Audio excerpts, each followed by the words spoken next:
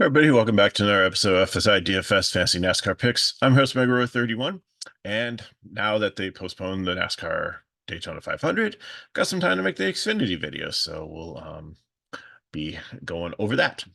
So just a couple things. I still need about four more people if you want to help me out. I'm trying to do for some friends season-long NASCAR Cup Fantasy League. Pretty simple. You pick six drivers initially. You get to swap out two a week.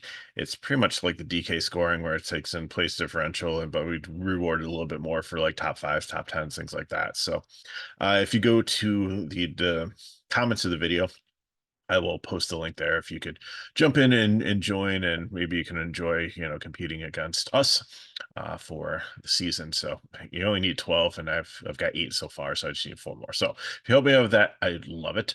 Also, thank you for watching these videos. We continue to get some good viewership. Sometimes right off the bat, it takes a while when you come back for the season to get momentum back. So viewership has been awesome. So thank you for that. If these videos help you, then please like, subscribe to our channel, and share with your friends so we can continue to grow. I want to try to get to 5,000 viewers or subscribers by the end of the year between this and baseball and all the other things we do on FSI. NASCAR is still free. Our Discord has a little bit of a bug with the bots, so you can go to FSI, go to the description of the video. You can sign up for free on FSI.com for the week package of NASCAR. It'll get you everything for free. But if you're not a member of our Discord, you might need me to send you the link to join. So if you do sign up and nothing happens, then check your email back, because I will send you a link to get in the Discord. Once you're in there, then we'll be able to connect your site and everything. We're trying to work that out. It's coming soon, but until then, just bear with us. So we will get you in. So, and we got a ton of other cool things going on outside, so check it out. So, Xfinity race, and if you didn't watch my truck race one or my cup one, just when it comes to these super speedways, we got a couple rules. First of all, you want to play people more in the back, because place differential is where things matter, because fastest laps and laps led get spread out through the field, and usually nobody dominates the race and gains enough points. Plus, being a longer track, you don't have as many laps, so you don't have the opportunity to accumulate like you do on like a Bristol or Martinville or one of those short tracks where you're running 3, 4, 500 laps around a track, and like those laps can add up really fast, and the points can accumulate really fast for somebody that continuously leads. So we have that. Second is, when you build your lineups, don't feel that you have to use all your money, because you might build a lineup with guys that you like in the back that are cheaper, and then you have money and you want to pay out for somebody just because you have it. Don't do that. Just play who you feel is a good lineup. Don't worry about leaving $10,000-$20,000 on the table. That's perfectly fine in this type of racing. Third, play light. It's a high variant sport, and this makes it even crazier going to these super speedways. We see a lot of great deserving cars get caught up in wrecks, and we have seen some people, I'm talking about you, Tate Fulgerman, win a race that they probably would never win otherwise, just because they won the race of attrition and were able to luckily avoid all the wrecks. Sometimes it's skill, sometimes it's luck, but going forward there, you could really make a solid lineup, and it just gets absolutely destroyed. And don't turn the race off either, because sometimes you lose one or two early. If they're highly owned, you might still be fine by the time it all is said and done. So those are some of the ground rules. If you're looking at the color scheme and haven't watched the video, I'll explain all that as we go through. The yellow names are just rookies, which, as I go through the breakdown, I'll talk about each one of them. So Jesse Love got the pole. Jesse Love took over for Sheldon Creed, and because Creed and Hill couldn't get along, and one of them had to go, and Creed was the obvious one, because he was the one that selfishly wrecked Hill a couple times when Hill had a chance to win. So he is gone and moved to Joe Gibbs, and Jesse Love takes his ride. And Jesse Love was really good in ARCA. He's run some truck, actually quite dominant ARCA, tons of wins last year. So, and he gets the pole here. So I think this guy's got a bright future. It's just hard to play him, let alone a rookie, on the pole here. So, um, probably definitely going to be a fade here. Austin Hill, his teammate, I think these two are going to work together. He'll probably get ahead of Love, and or he'll push Love because he understands it more, to keep, and it'll help two things. Like it'll help Hill save some fuel mileage, and it'll also, because sometimes these races can turn into like fuel mileage races.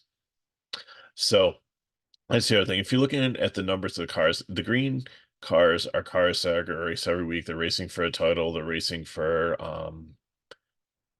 they're in the cup. We call them chartered, and the other ones, they are just cars that some of them are just fielded just for Daytona.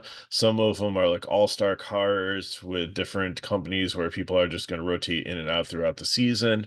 Um, so they just kind of have a little, they have more of an advantage than some other types of tracks because they don't have to stay out for stage points, and that can change pit strategies.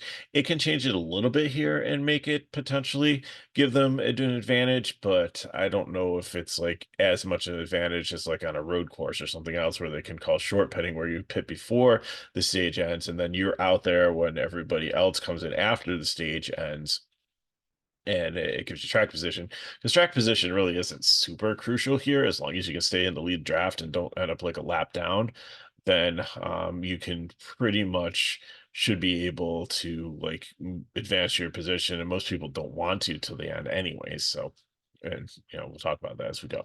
So Love and Hill are really difficult to play up here, but I think they'll hook up together, and you have a ton of Chevys up here, which is great. They'll probably block together and try to work together to form a solid line and try to dominate most of this race. Hopefully, it doesn't turn into a parade, but usually, sometimes these races get just kind of like settle in, and it's not until after the second stage, unless like somebody doesn't get the memo, that we're just going to chill and ride around for a bit, and then turn it turn it up towards the end. So, occasionally have a crash here and there, but for the most part, I think they'll be so. Austin Hill, I believe, was on the pole and did end up in one of the optimal lineups, like one of the plate, or not plate track, super speedways recently. So I think I'm going to be over the field on him. And, the most of the people are stacking in the back from like 20 on back. But sometimes I like to take like one person that I think is going to be a solid, um, like has a chance to win, and then I'll play with place differential. And that's how I usually play like 20 max GPPs. There is I'll take my floor guys that I love in the back and build them, and then I'll take one or two shots on who I think can win it, and then try to be different from the field there. AJ Allmendinger he is racing in the Cup, and he is racing here. In Cup, tends to be more conservative. Here, he tends to be more aggressive. I just think he's going to be a fade here third, because I've seen him get a lot of wrecks in Xfinity, and I don't think that starting third he can lose a ton of place differential points, so too risky. Parker Klingerman is a GPP. I like him in this big machine racing. They work with Childress pretty well, so I can see definitely the three of them, and Colleague and Children could work well also together. But I I like him, but again, I think he's starting way too far forward here. Shane Van Ginsburg, he's the one that I believe he's the one that won Chicago in the Cup, and he's like an up and coming star with Trackhouse Racing. He gets a ride in Colleague here for the Xfinity series, but he's more of like a road course guy. He tried to make it into the ARCA race and he couldn't qualify on speed. So then I believe they paid somebody off to give up their spot and drop out. So then he made it as the last guy in, and I think he only made a couple laps and just took out a ton of the field. So he was 12th in practice here. Didn't take any cars out there. He obviously qualified well, so but that's with like not as many cars around, and a whole pack of 38 cars. I I don't know. He scares me. Fade him. Justin Allgaier, JR Motorsports have always been solid on these types of tracks, so I think that he can be in play as a GPP if you think he can win. Other than that, I'm not going to play him. I'm a huge Jeremy Clements fan. I really love what they do as a single car team. They put a lot of blood, sweat, and tears and heart and soul into that car, and they are successful. Not elite, but they have been successful. But he's starting too far forward here. John Hunter Nemechek, he was too volatile last year in Xfinity Series, and I think it's probably just more drafting practice for him for Cup. But yeah, of course, these cars are completely different. Could he win this race? Yes. Could he be the first one to wreck out? Yes. So too much variance there for me, so it's a fade. Parker Retzlaff, he was a rookie last year. He did phenomenal in every single super speedway. Just really kind of understands it. I think the team kind of really understands it. So I can't quite make him a cash play. I think he's starting too far forward for that, but I feel stronger than GPP, so he's going to get the over, which means I'm going to be over the field on him. So he's somewhere between a cash and GPP play. I don't feel that he's got the floor for the cash, but I think he's got some. I like him more. I think he's a safer play than a GPP that's just a pure upside, almost a scratch off lottery ticket for some of these GPP plays here. Anthony Alfredo, fast pasta. Starting too far forward here. He's a fade for me. I want to see how our motorsports does too. I've seen some of their equipment break down and not make it deep into races, so want to see what happens there. Riley Herbst, he has a love-hate relationship with these races. Tries to stay in the back and out of trouble, but sometimes not back far enough and ends up getting into trouble. So I like him if I'm stacking like Stuart Haas cars together or Fords together, but I just really don't like him as like a one-off in my lineup. Sammy Smith again, JR Motorsports. I like starting a little bit too far forward to consider in cash. GPP, if I'm doing kind of a JR stack, he definitely could go in that. Patrick Emmerling is a fade. His SNS Greenlight program is not a bad program, but they're like a third, fourth tier program. They're not somebody that I trust for the tech, and he should just drop like an anchor. Too risky to play there. Sheldon Creed, thought about making him an over. Like he wants to get up there. He wants to lead. He's going to win one of these races eventually. Is Austin Hill going to get revenge on him after all the times that he took him out? Now that he's not his teammate, potentially. The Toyotas look really good in Cup. In Xfinity, they weren't as good on super speedways last year, if I recall. But obviously, they looked pretty decent with how they qualified. I will probably have a little bit of Creed. I will play Creed in probably a Joe Gibbs Racing stack. That's where I think I'll play most of my exposure to him. Um, but I think that he could be quite highly owned just because people saw him before his wrecks, like up there leading races quite a few times on over the last couple of years. Sam Mayer, he's another JR guy. 15th isn't bad. He was close to getting the over, but I just wasn't completely feeling it. Again, I think he's part of a nice JR Motorsports stack and GPP, or if you think he wins the race, put him in with maybe one of the overplays up there and then the rest of like cash plays or the prime plays, and I think you're good. Jeb Burton, he gets another over here just because Jordan Anderson racing is good. Jeb Burton actually, I believe he won. I think it was like a rained out, shortened Daytona summer race. So he does have a win here, even though it was more luck than skill. But he does have the potential. These Jordan Anderson cars, like I said, have been strong over the last year. So I think that he's someone to be able to look at in GPPs or maybe even a last guy in cash. Cole Custer is a prime play here, last year's champion. I know there's not many Fords to like race with. I think he'll try to hook up with them, but if not, he'll be able just to probably find his way cross manufacturer, maybe work with the Toyotas. We've seen that because there's not that many. Also, there's just so many Chevys. And I think that he's got a good shot. I know 17 starting a little bit too far forward, but he's not up there in the top like 10. So I think he's someone that I feel really strongly. I'm going to be playing a lot of him, and he's one of my prime plays, which is a core cash play. Daniel Suarez, if you have not seen his fire suit, it is awesome. He's driving the Wendy's car, and it is look it up on like Twitter or like just Google it. Daniel Suarez, Xfinity fire suit, and it looks like he's got like the Wendy's like apron on, just the way it's like it's on his like pants and like his shirt. It looks like he's like a Wendy's employee working at the restaurant. It's pretty cool. So kudos to him for that.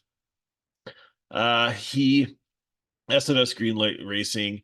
I can't believe that Trackhouse would let him go here and not throw something behind this car to help them out with tech or support or engines because they don't want to see him fail.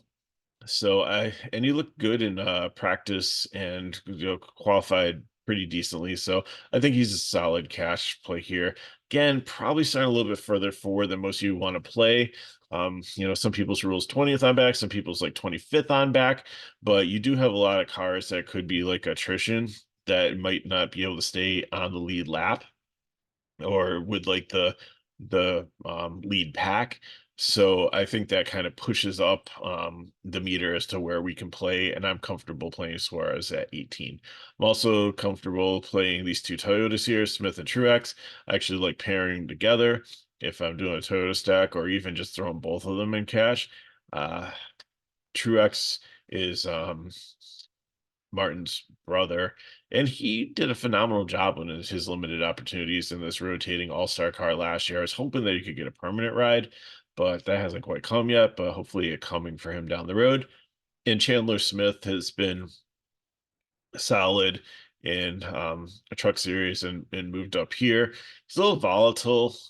He and Brendan Jones, which I'm going to get to, are ones where you play him on certain tracks, and I think this is a place where you can look at him. Josh Williams is a dear um, person, driver that we've always loved on the show. And back when TK and I did it, like we started, I think 5 or 6 years ago now, we would like talk him up and he was like having like a great season out of nowhere. And then he just hit a wall.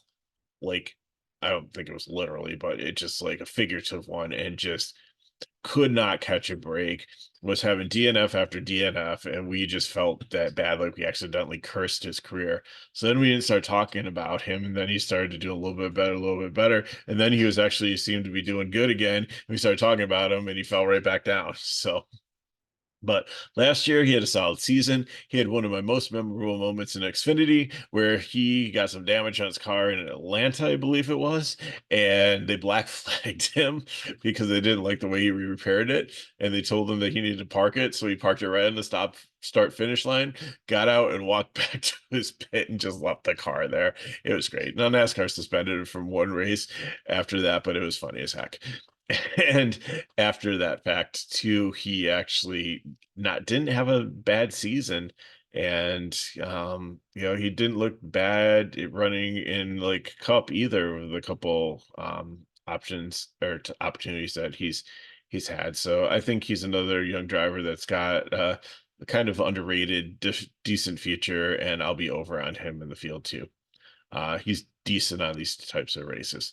Brandon Jones, again, JR Motorsports, he is good at plate racing.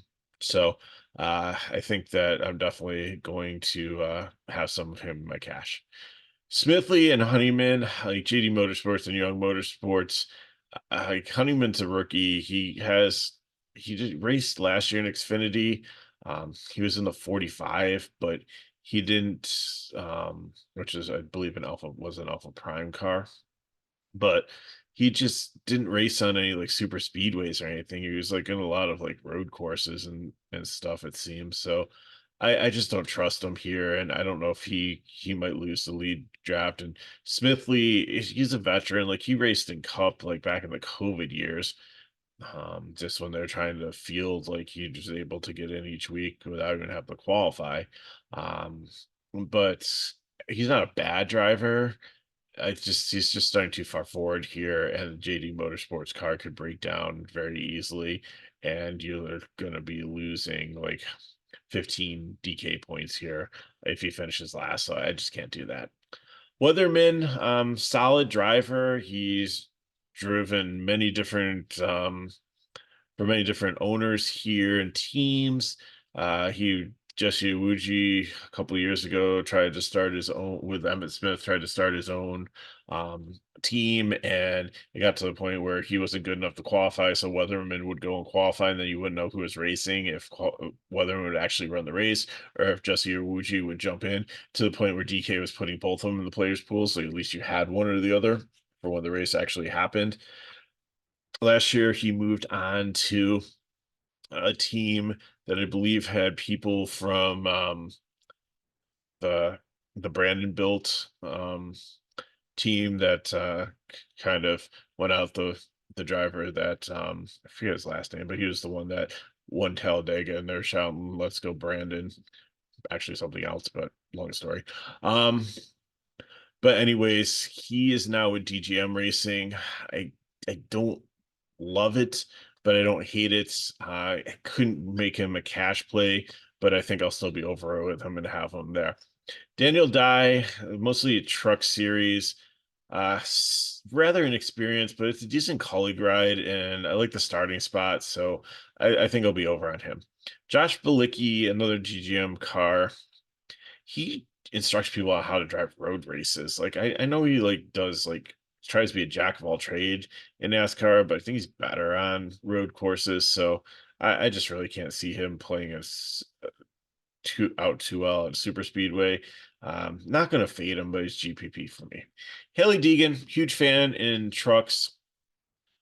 Just really admired her first couple of years where she just seemed to really try to soak it all in, learned from her mistakes and was making progress, then kind of hit a wall, slid back, was back and forth. So really trying to figure out like where she's going to be. So she's got experience in super speedways, and she I think she'll do okay here. I'm gonna be over on her. I think she's safer than some of these GPP plays. I think the equipment's solid in AM racing. It's Brett Moffitt's old team. Um, they used to have like a lot, and then there's consolidated into like one, just to be able to try to focus on it and get things right. So I really think that this will work out well for her, and I hope that she does well. I still think Tori Brenninger is like the better female driver that's in all the series right now. But Deegan, I want to approach this with open mind and hope for the best for her, and we'll see what happens. But I'm not playing her in cash. I'll sprinkle a little in just because I like her starting position and know she has experience racing. Jordan Anderson is definitely a prime play here. He is really good on running these races. TK and I used to knock Jordan Anderson just simply because it was uh he was trying to run his team and uh like drive also, and having to do all that and the business thing and like all the PR stuff, and it was just too much for him. And some of the people that have like the name on it, like they're not the ones running it, but Jordan Anderson was. But now that he's just running these cars on super speedway, I don't think he's spread out too thin, and I think he's got enough help to be successful. 29th was the starting spot, probably has potential to get up into the top 10. Really good super speedway racer, so lock him in for me, prime play. Natalie Decker's fade. I don't know. This car doesn't really look great. She wouldn't have qualified if they did have if the qualifying was rained out. So I mean, kudos to her for actually getting into the field. But I think she's probably one of the worst drivers and worst equipment on the field, and she might end up just like losing the draft. She's gonna definitely be a back marker. and I don't know if she can even finish 30th, so I'm not going to play her.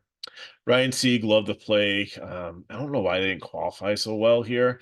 And there's not many Fords, and maybe that's like part of the issue is they just haven't figured things out where like the Chevys have a lot of notes to share with one another with all the different teams through manufacturer alliances. But Ryan Sieg has been solid on these.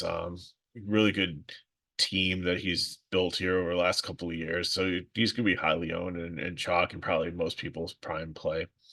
Uh, Brendan Poole, I like him too. He's yeah, sorry, Sage Cram first. Like him also. Sam Hunt Racing might as well be a Joe Gibbs Racing team. They're pretty much closely affiliated. So a 26 car should be decent, and he should be. I think he'll like actually like work with, try to get up to them and work with them. I don't think he'll hang out in the back too much. So I think he definitely has top 20. Potential here. That's 12th place differential points. So I'll take that from right here. Maybe better.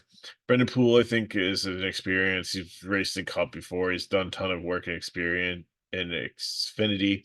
Alpha Prime Racing is a decent program. It was Tommy Joe Martin's old outfit. So um, I think that, and Tommy Joe Martin was like pretty solid all around as like a mid-level driver, and I think Poole will do enough here to be able to stay out of trouble and to have a successful race. So I like him in cash. Blaine Perkins, same thing, look good in the truck race. He's hopefully it's a permanent home here at Ryan Siegel. He's bouncing all over a different. He was in a green light and JD Motorsports and all around, I believe, last year. But I just hope that he gets to stay with Sieg for the whole season. And I think that's a good partnership for him. And I think that he should have some success. I don't know if he's going to win a race, but I think that he, or even make the playoffs, but I think that he definitely should be competitive, and not just like someone that's just going to finish on the bottom 30 like week after week after week. So I definitely think that he can get into the top 22 potentially.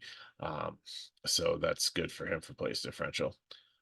Dawson Cram, JD Motorsports, GPGP. I just, again, this is another car that the only reason he made it in is because I forget who it was. The other guy had an unapproved adjustment, so his qualifying time was thrown out. So he can't be in the race. So Cram got a spot, so he didn't qualify. Isn't a great driver, isn't in great equipment, and again, he might not struggle to stay on the with the lead pack, so I just don't really feel strong about him. Ryan Ellis is okay here. Don't like it, don't love it. I think you can play him in cash because you only lose 2 place differential points. I think he can stay with the lead pack. I think he can advance a little bit. I don't expect a ton for him like to break the slate or win the race or finish in the top 10. It is Daytona, so who knows? But I think he's fine there.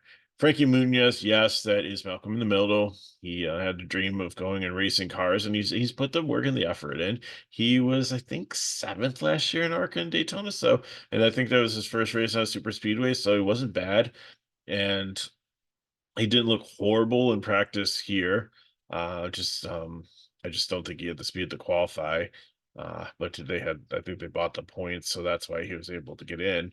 So I think he's a GPP. I can't play him in cash until I kind of have a little bit of a chance to watch him. Like actually, I was racing an Xfinity car with against these drivers, and we'll see what happens there. And BJ McLeod is going to be chalk. Like you lose nothing here. You automatically get 2 points for just playing him, and he can only go up from there. Same thing with Frankie Muniz. You get 3 points for him. So if he loses 1 place differential point, you get 2 points. So Munoz and McLeod have a floor of 2. They cannot go negative. They can only go up. So I'm sorry. So the one thing that I failed to do in the cup video, and I really want to do it, but it's getting really late last night, was sort them by teams and manufacturers and talk about builds there. So let me sort them by teams and then sort them by manufacturers. So there's a ton of Chevys. So if I'm building a Chevy build, I'm not going to build a JR or sorry, a JD Motorsports one.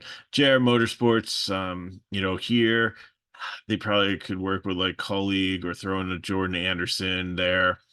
The Childress one starting 1 and 2 and 4, like if FanDuel had this would be perfect if FanDuel had Xfinity, but I think that's just too volatile to put those three in there. Like maybe mix one of these three in with your Chevy build to try to, get some place differential and to get the potential winner. Um, the Alpha Prime ones are good ones, but really like the Jordan Anderson ones. So I'd probably build the three of those and maybe pair them with like some of the lower Colleague and JR ones, and not probably playing like these guys here. BJ McLeod I'll sprinkle in a little bit. Um, Again, Fredo, I don't really trust this. I don't really trust like the SS Greenlight or Young Motorsports. So it's pretty much the ones that are in color are the ones that I would mix in for my Chevy. For Ford, it's you get five here. So I think you can play all five of them. If you want to skip herps, I understand that, but I would definitely make sure that you mix in like probably some of the Toyotas with it, because there's not many of them, and if they hook up, they're probably going to hook up together. Although some Chevys can mix in, like you might see cross manufacturer um teams like working together for that. And then Joe Gibbs, like you have the five here. It's not too bad, even though Nemechek's up to eighth. If you want to drop him and just do four of them and then throw in, a couple of the Sieg ones or a Stuart Haas one to make like a Ford Toyota bid, that works for you also. So, and if you watch the Cup video, and I'm sorry I didn't do it, it's just kind of the same principle that you want to play like some of these manufacturer teams together only in this type of race, because they do line up and they do try to work together to be successful. And hopefully they don't get greedy and, they're able to have a successful day and make it to the end. And one of them ends up winning it. And that helps you get across the finish line yourself in GPP. So, thanks for watching again, Megaro31. If you have any questions or comments, put them in the chat below. Hit me up at Twitter/X at Megaro31. My DMs are open. And if you want more information on FSi DFS, it's in the description of the video. Please join my fantasy league if you have a couple minutes, and it's like once a week, set a lineup, swap out two guys. It's nothing that you're gonna have to do a ton of research or a ton of time for, and just want to try to play that for fun and get that to go for some of the guys that really want to do it. So please help me out with that if you can. And if these videos help, as like I said, please like, subscribe to our channel, and share with friends. And hopefully I'll be back next weekend for Atlanta. I think we have all three series. I think we've got a double header, and I think they have actually qualifying the day before. So I think I'll be able to actually do actual videos for Truck and Xfinity with the actual starting positions and stuff. So that's exciting. And then I should be able to definitely have the Cup video for you next week. So thank you for watching. Let's make it a great season. Appreciate all your feedback and comments and stuff. I'll try to pronounce drivers' names better. Gilead, Gilliard, Gilead. I just can't get Todd right, so I'm just going to call him Toddy G all year and Cup. I'll work on that one for you, but thanks for watching. Hope you have enjoyed both races, and there's no weather, and they're just like amazing fun, and good luck in your contests, and I'll see you next weekend.